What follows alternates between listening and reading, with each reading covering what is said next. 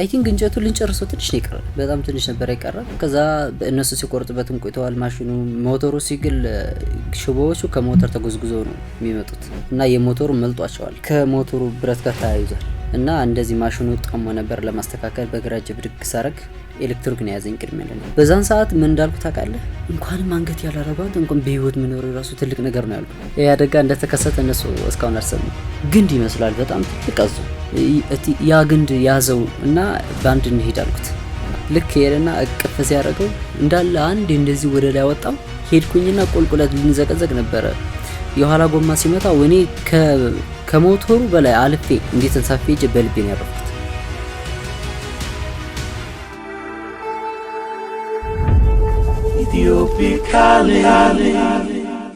ሰላም እንደምን አላችሁ አድማጮቻችን? እያደመጣችሁ ያላችሁት ኢትዮፒካ ሊንክን በአራዳ ኤፍኤም 95.1 ላይ ነው። ዛሬ አንድ እንግዳ አለን። እንግዳችን ክብሮም አለማችን ይባላል። የ19 ዓመት ወጣት ሲሆን ሰሚት ፍየል ቤት ተብሎ በሚጠራው አካባቢ በሚገኘው ዮናስ ጨርጨር ስጋ ቤትና ላውንጅ ሰራተኛ ነው።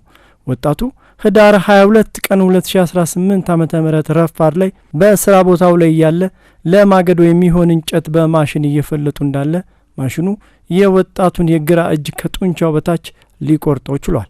ይሁን እንጂ በሳማሪታ የሕክምና ተቋም በሚገኙ የተለያዩ የሕክምና ባለሙያዎች ባደረጉለት ከፍተኛ ርብርብ በማሽን የተቆረጠ የወጣቱን እጅ መልሰው ሊገጥሙለት ችሏል። ስለ ሁኔታው ከክብሮም ጋር አጠር ያለ ቆይታ አድርገናል። አድማጮቻችን እንድትከታተሉን በአክብሮት እንጋብዛለን። ክብሮም እንዴት ነህ? አለሁ ዛሬ መስከን። ላለፉት ቀናቶች ሆስፒታል ነበርክ። አሁን ከሆስፒታል ውጪ ነው የተገናኘ ነው። ሆስፒታል ላይ የነበረህ ቆይታ እንዴት እንደሆነ አውቃለሁ። አሁን ደግሞ ውጪውን ስታየው ከሆስፒታል ወጥተህ ምን ተሰማህ? በጣም ደስ የሚል ስሜት ነበር። ምን ያስጨንቅህ ነበር በጊዜው ሆስፒታል ላይ ያለው እንዴ? በቃ ወጥቼ እጄ ተቀጥሎ ምናምን እንደዚህ ሊዞር በጣም ነበር የምፈልግ የነበረው። አሁንም እንዳልኩት ተሳካልኝ። ወጥቼ እየዞርኩ ነው ተመስገን። አይ በጣም ደስ ይላል። ስለሱ ወደ በኋላ ላይ እንመለሳለን፣ እናወራበታለን። እስኪ ስለ ራስህ ንገረኝ። ክብሮም ባላለው ክብሮም አለማችን ባላለው ትውልዴ ከተሰነ ይባላል።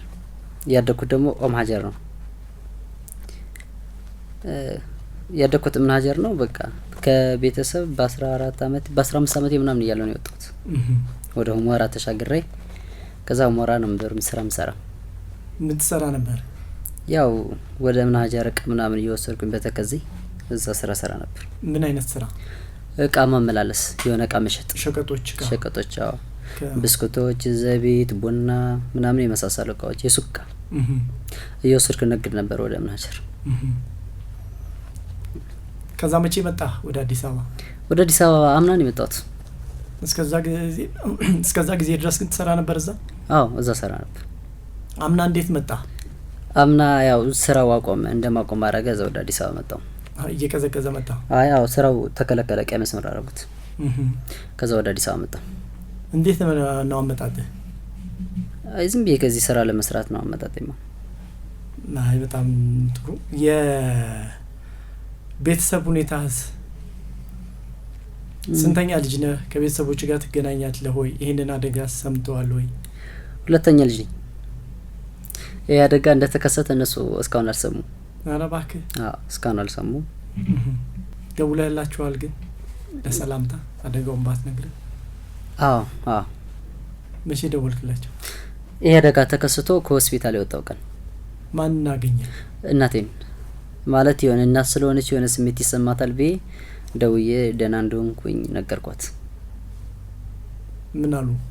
አይ በቃ አትመለስም ወይ ምናምን ነው፣ ሌላ ምን ይላሉ? ደህና እንደሆንኩኝ እዚህ በሀሪፍ እንዳለው ስራ እየሰራ እንደሆንኩኝ ምናምን ነገርኳቸው። ግን አሁን ካደጋው በኋላ በመልካም ጤንነት ላይ ነው የምትገኘው። ግን ይሄንን መንገር ያልፈለከው ለምንድን ነው? እንዳትጨነቅ። ይሄ ቪዲዮ በተለያዩ መገናኛ ብዙሃን ሊተላለፋል፣ በሶሻል ሚዲያ ማለት ነው። ከዚህ በፊትም የነበሩ ኢንተርቪዎቹ ተላልፈዋል። ያንን ቢያዩትስ? ግን ያን ያክል ኢንተርኔት ያን ያክል አይደለም መዛገር፣ ለዛ ነው። ቀደም ሲል በነበረን ውይይት ላይ ይሄ አደጋ ምንም እንዳልመሰለህ ከዚህ በፊት የከፉ አደጋዎች ገጥመው እንደነበረ አጫውተኛል። ምንድናቸው ያጋጠሙ? እንዲህ ነው የዛ ስራ ስንሰራ በነበርንበት ሰዓት የሆነ ማዕበል የሚባል ጓደኛ አብሮ አደጌ ነበር። በጣም ነው የምወደው። በቃ እንደ ወንድም ተማቾች ነው የምናድግ በዛ አዛን ሰፈር ማለት እና የሆነ አውደ አመት እሁድ አውደ አመት ነበረ። አርብ እለት ሄደን ህሟራ ልብስ ገዝተን ለእሁድ ልብስ ለብሰ ለማዋል እንደዛ ሽርጉድ እያለን የሆነ ተከዜ ዋኝተን ደሴት ላይ አለ ደሴት እየተጫወትን የኛ ወታደሮች አልሰዳሉን ከያዙን ጭንጭንናል ማስቀር እና እነሱ እስኪሄዱ ልዋጭ እስኪመጣ ልዋጭ በሚመጥበት ቅስፈት እኛ ለመግባት እያሰብን እዛ እየተጫወትን ባለንበት ታይም የኔና የማዕበል ልብስ ሰረቁ ጠፋ ማለት። ከዛ እንዴት እኛ እሁድ ቀን እንዴት ታዲያ ልብስ ሳንለብስ እንውላለን? አሁን ሄደን አድረን ቅዳሜ ሌሊት ህሟራ ሄደን ማታ እንድንመለስ አሰብን። ከዛ በሰላም ሄድን ልብሳችን ገዝተን እየተመለስን እያለ እኔ ኬንዳ ላይ በኬንዳ ልብሳችን አስረን ነው እየዋኘን ያለ ነው እና አንድ ኬንዳ ላይ ተሰቅዬ ይጎተኛል። እዛ እሱ ሲደክም ደግሞ እኔ እንደሱ እያረኩ እየጎተትኩት ሶላር ይባላል ወደ ሶላር ልንወጣ ፈለግን። ሶላር ምንሻ ነው የሚጠብቀው ወታደር አይደለም የሚጠብቁ ምንሻ ናቸው። ምንሻ ደግሞ የሰፈር ሰው ናቸው። ያን ያክል አያጠብቁንም ዝም ብለው ያሳልፉናል በሚለው እነሱ ጋር ለመሄድ ነው ውሃ ለውሃ እየሄድን ያለና ከዛ በመጀመሪያ ጧት ወደ ሁመራ ስንሄድ 11 ሰዓት ነበር። ከዛ ጥይት ተኩሰውብን ዘለን ሄድን። ዝም ብለን አምልጠናቸው ወደ ውሃው ስንገባ አምልጠን ሄድን። የድንበር ጠባቂዎች ማለት ነው። አዎ እና እነሱን አምልጠን ከሄድን በኋላ ስንመለስ እንደገና እንዳይመቱን ብለን ወይም እንዳይዙን ፈርተን ወደ ሶላር እየወረድን በነበርንበት ታይም ግንድ ይመስላል በጣም ትልቅ አዞ እኔ ግንድ ነው የመሰለኝ እሱም ግንድ ነው የመሰለው። ማዕበል ያ ግንድ ያዘው እና ባንድ እንሄድ አልኩት። አንተ ግንድ ላይ ተሰቀል እኔ ክንድ ላይ ተሰቅዬ እየገፋን እንወርዳለን ወደ ሶላር አልኩት። ኪንዶ ምንድነው? ኪንዶ ይሄ ኬንዳ የዝናብ ልብስ እሱ ነውና በዛ ልብሳችን እዛ ውስጥ ነው ያለው እና እሱ ላይ ነው የምሰቀለው። አስሬ በዘም በሁለት ነው ቀዳዳው እዚህ ጋር ታስራለህ እዚህ ጋር ታስራለህ። በነፋስ ሞልተክ አንዱ ስታስር በነፋስ ትሞላና አንደኛው ታስረዋለህ። እዛ ውሃ አይገባም እንዲህ ተንሳፎ ነው የሚሄደው እና እዛ እኔ ከበላዩ ተሰቅዬ ነው ያለሁት እና አንዳንዳችን ይዘን አንተ ግንዱ ላይ እንድትሰቀል እኔ ደግሞ ኬንዳው ላይ እንድትሰቀል ቢየው በዚህ ጨርሰን እሺ። ከዛ ፈራ ሀርገጽ እንዳይሆን ምናምን አለኝ። አይ አይደለም ከፈራህ ናንካ ብዬ ይፈስ ያልን ያስኩት ወርወሬ እየጠበቁት ያለው ናሽተው አለና ወረወራልኝ እሱ እንደገና። ከዛ ልክ ሲሄድ አይኑ ወደዚህ ስለሆነ አይታየንም እኛን ታውቃለህ። ልክ ሄደና እቅፍ ሲያደርገው እንዳለ አንድ እንደዚህ ወደ ላይ ወጣው። ከዛ ወደ ውስጥ ቀበረው በቃ አይኔ እያየው በቃ እንደዚህ አይነት አደጋ አጋጠመኝ። ሲቀጥልም እዛው በምንሰራበት ታይም እቃ በሞተር ጭነን ሄድ ነበር እና የሆነ አለ አይደል ኬላ ለሚከፈል ነገር አልከፈልናቸውም ነበር ማለትም ልንከፍል ነበር ግን ብር አላስልም ነበር በዛን ሰዓት። እነዚህ ረግጠን መሄድ አለብን ብለን ሞተረኛው ዝም ብለህ ረግጠ ይላልኩት። እኔ ከእቃው በላይ ነው ተሰቅያለሁት። እቃው ማክስ የሚጠጣ አለ አይደለ እሱ ነበር እቃው የያዝነው። እኔ ከሱ በላይ ነው ተሰቅያለሁት። እሱ ደግሞ ከፊት ነው ያለው እየነዳ ነው። ከዛ ኬላዎቹን ረግጠን ሄድንና ጥይት ተኩሳሉ። አልቆመም ረገጠ። ከዛ የኋላ ጎማ ይመታዋል። የኋላ ጎማ ሲመታው እኔ ሄድኩኝና ቁልቁለት ልንዘቀዘቅ ነበር። የኋላ ጎማ ሲመታው እኔ ከሞተሩ በላይ አልፌ እንዴት ተንሳፌ እጄ በልቤ ነው ያረፍኩት። ከዛ ምንሻው ሳያው ዞር ብዬ እየሮጠ ነው ግን በጣም አሞኛል በጣም። እዛ ሲመጣ ስለሚያስፍ ዝም ብዬ እየሮጥኩ እሱ ይከተለኛል። እኔ እሮጣለሁ እሱ ይከተለኛል። ከዛ የሆነ ጋባ የሚባል ቅጠል አለ። ከጋባ ውስጥ ገብቼ ተኛው። ከዛ ተኛው በቃ አመሽተናል። 4 ሰዓት አካባቢ የረፈደ 4 ሰዓት የሆነው የነበረው እኔ እዛ 9 ሰዓት ወጣ። እቃው ተይዟል፣ ሞተረኛው ተይዟል፣ ልጁ ተይዟል። እኔ እንዳልያዝ ከዛ ከሾሁል ተኝቼው አልኩኝ። ከዛ በቃ ስወጣ እንዴት ብዬ ልውጣው በጣም በጣም። ከዛ ሞተር መንገድ ላይ ቁጭ አልኩ። ሞተረኞች ሲመጡ ወደ ሁመራ ይዞኝ ተመለሱ። ከዛ ታከምኩኝ ምናምን። ሽንት ቤት ስወጣ በሰው ነው የምወጣው።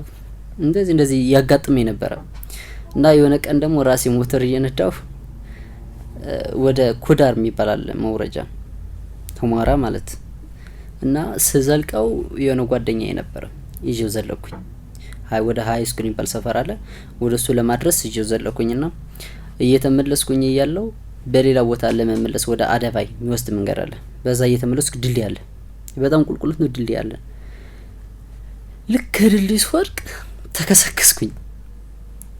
ስፖኪው ሞተሩ ድቂት ነው።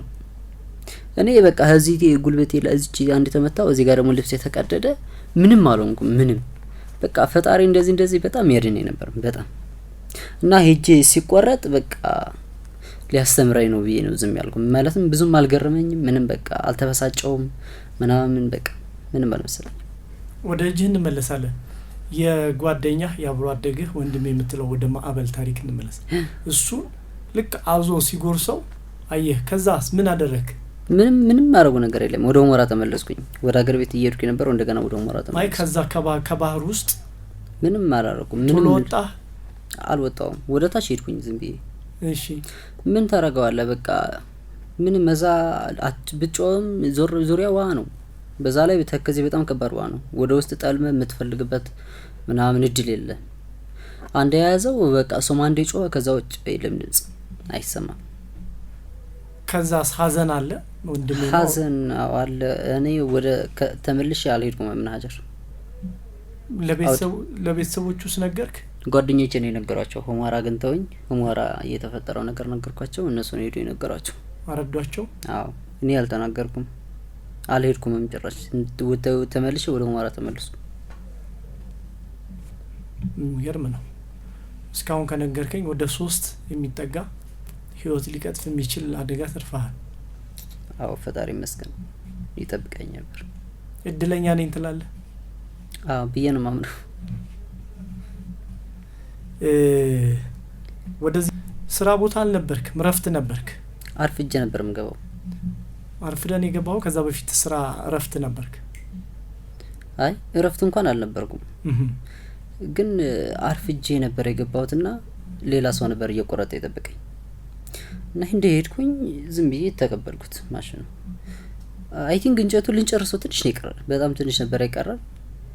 ከዛ በእነሱ ሲቆርጥበትም ቆይተዋል። ማሽኑ ሞተሩ ሲግል ሽቦዎቹ ከሞተር ተጎዝጉዘው ነው የሚመጡት እና የሞተሩ መልጧቸዋል። በጣም ስለቆዩ መልጧቸው ከሞተሩ ብረት ጋር ተያይዟል እና እንደዚህ ማሽኑ ጠሞ ነበር። ለማስተካከል በግራጅ ብድግ ሳረግ ኤሌክትሪክ ነው ያዘኝ ቅድሚያ ለኔ። እዛ ቁጭ ብስል በቃ ማይክስሮን በቃ ሰከንድ አልቆየም እጄ ቆርጦ ለቀቀኝ። ግን እጄ ባይቆርጠው ኖሮ እኔ አይለቀኝም ነበር፣ ኤሌክትሪክ ይገለኝ ነበር።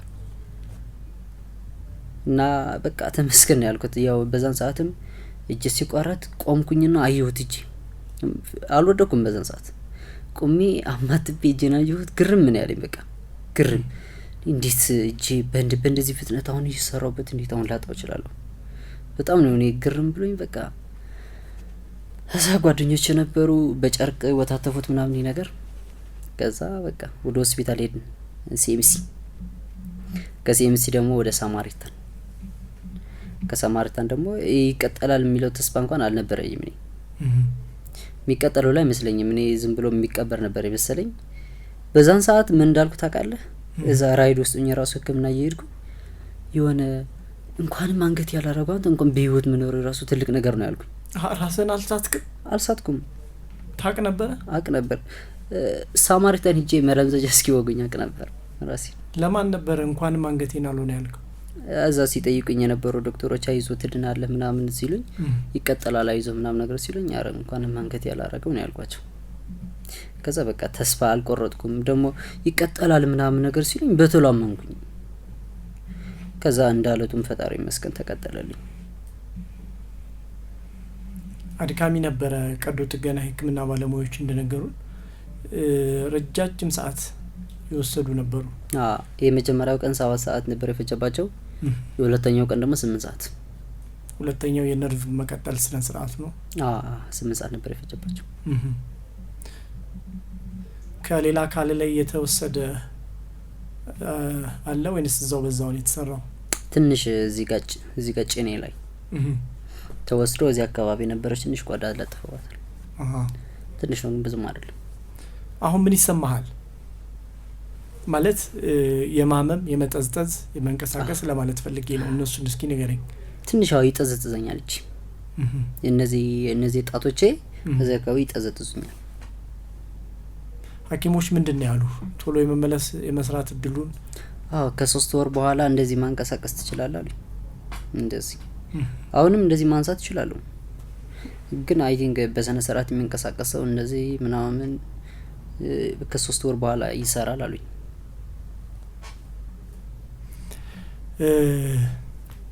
ሰራተኛ ነበርክ፣ ራስህን በስራ የምታስተዳድር። አሁን ይሄ አደጋ አጋጥሞሃል። ቀጣይ ጣፈንታህ ምንድነው? ፈጣሪ ከዚህ ማአት ያተረፈ ፈጣሪ እሱን ያውቃል እንጂ ለቀጣዩት ስጋውኛ ያለው ወደ ቤተሰቦች የመሄድ ለነሱ የመንገር ሀሳቡ አለ? ከዳንኩ በኋላ ነው የምነግራቸው እንጃውን በዚህ ሁኔታ እጄ ሲሰራ ኖርማል እንደዚህ ሲንቀሳቀስ እዛም በኋላ ግን ነግራቸዋለሁ ያስብያለሁ። ይባል ነግራቸውም ያን ያክል አይደለም፣ ግን ያን ሰዓት ነግራቸዋለሁ። ያኔ ያውዞን ታሪክ ነግራቸዋል። የጥይቱን ከዚህ በፊት ያሳለፍከውን ያውቃሉ። እዛ ቀን በቀን ነው ሰው የሚመጣው። በዛ ተከዜ በጥይት የሚመታለ አዞ እንደዚህ ጀርካን ተደርጎ እንኳን እንደዚህ የሚገፋል አይደለ? ዋና ማይችል ሰው እንደዚህ የሚሻገሩ ልክ አዞው እየበረረ መጥቶ እግሩ እንደዚህ ያንድ ሰው እግር ዝም ብሎ ምንጭቅ አድርጎ ይወስዳል። እዛው ላይ እንደዚህ ስላለ ቤተሰብ አትሄዱ ስንፈልግ ቤተሰብ አያውቅም፣ ተደብቀን ነው የምንሄደው። ወይም እየተጨናነቁ ወዛ ደርሰህ እስክትመለስ በጣም ነው የሚጨነቁት። በጣም ይታወቃል ቦታው በቃ አደጋ እንደሆነ። አዲስ አበባ እንዳለ ያውቃሉ ቤተሰቦችህ? ያውቃሉ። አሁንም ያለኸው በአሰሪዎችህ በተከራዩልህ ሆቴል ውስጥ ነው? ቀጣይ ድጋፋቸው እንደሚቀጥል ነግረውሃል? እስከ መጨረሻ እንደሚያግዘኝ ተስፋ አደርጋለሁ። በጣም ጥሩ። ከሕክምና አሁን ምን ተብለህ ነው የወጣኸው? በቃ ጨርሰሃል ሂድ ወይንስ ተመላላሽ ተብለህ እሱን በዝርዝር ንገረን። እየተመላለስኩኝ እስከ 6 ወር ቼኪንግ አለኝ። እስከ 6 ወር ሳይሆን በ6 ወርም በ5 ወርም ይታይ እስከ 2 አመት እየተመላለስከ ይታያል። አሁን ነገ አለኝ ቀጠሮ። ነገ ሲሄድ ደግሞ ለ2 ሳምንት ነው የሚቀጠረው። እንደዛ እያለ ሄዳል። አሁን እጅ ተቀጥሎ ነው ያለው። እጅ ከመቀጠሉ በፊት አንድ የራጅ አይተን ነበር። እሱን አይተዋል? እንደዚህ ከመቀጠሉ በፊት ወይ ከተቀጠለልህ በኋላ? አይቼዋለሁ። ከተቀጠለ በኋላ አይቼዋለሁ። ምን አልክ? ምንም በቃ የተለያዩ አደጋዎች አልፈህ እዚህ ደርሰሃል። ከተከዜ ከማህጀር አሁን እዚህ አዲስ አበባ እድለኛ ነኝ ወይ ሌላ ተጨማሪ ህይወት እየኖርኩኝ ነው ትላለህ? አሁን በተለይ ተጨማሪ ህይወት እንደተቀጠለ ማለት በቃ ሁለተኛ ህይወት እንደተሰጠ ብዬ ነው ማስበው። አሁን ፈጣሪ ሁለተኛ እንደወለደኝ እንደዛ ብዬ ነው ማስበው። ያን ሰዓት በዛን አደጋ በቃ ቀለል አድርጌ ነበር ያየሁት። አሁን ግን በእርግጥ ትንሽ ከበድ ይላል አደጋው እና ደግሞ ከብዶም ያን ያክል እንኳን እጄ ተቆርጦ ተላይቶ እንኳን እንደገና ገጥሞልኛል እና ፈጣሪን በጣም ማመስገን። በጣም ቀረ የምትለው ማስተላለፍ የምትፈልገው ነገር ካለ እሱን እናንሳ። ለዚህ ያደረሰኝ ከፈጣሪ በታች የናስ ነው። እንደዚህ ሁለተኛ እድል የሰጠኝ ቢያንስ እጄ ከመቆረጥ አድኖልኛል። በገንዘብ በውልበት እስካሁን ይረዳኛል። ለፈጣሪ መስገን እሱ ነው። እሱን ማመስገን ነው የምፈልገው። ነው ለዚህ ሁለተኛ ህይወት የሰጠኝ። እናመሰግናለን ክብሩ። አድማጮቻችን ክብሩ ማለማችን የ19 አመት ወጣት ነው። ቀደም ሲል ያደመጣችሁትን ታሪክ የነገረን ልጅ ነው። በቀጣይ ህይወቱ 2 አመት ድረስ የህክምና ሂደቱ እንደሚቀጥል የህክምና ባለሙያዎች ነግረውናል። በእርግጥ ዮናስ ጨርጨር እያገዘው ነው። ከሱ ገዛ ጎን ለጎን የእናንተንም ገዛ ይፈልጋል። ለዚህ ገዛችሁ እንዲሆን ደግሞ የክብሩ አለማችን የሚል የአቢሲኒያ ባንክ በራሱ ስም የተከፈተ የሂሳብ ቁጥር አለው። በዚህ ሂሳብ ቁጥር ላይ የተቻላችሁን ያህል እንድትረዱት እንጠይቃለን። ኢትዮፒካሊ